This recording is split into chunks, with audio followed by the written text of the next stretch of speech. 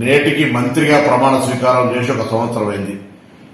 శాఖల పరంగా, ప్రభుత్వ పరిపాలన పరంగా రేవంత్ రెడ్డి గారు ముఖ్యమంత్రిగా, బట్టి విక్రమార్క గారు ఉప ముఖ్యమంత్రిగా, సహచర కేబినెట్ మంత్రులు, శాసనసభ్యులు, శాసన మండలి సభ్యులు, కార్యకర్తలందరి సహకారంతో, అధికారుల సహకారంతో ఒక ప్రజాసేవ లోపల సంతృప్తికరంగా సేవ చేసినాం. ప్రభుత్వం అనేక చారిత్రాత్మక నిర్ణయాలు తీసుకుంది.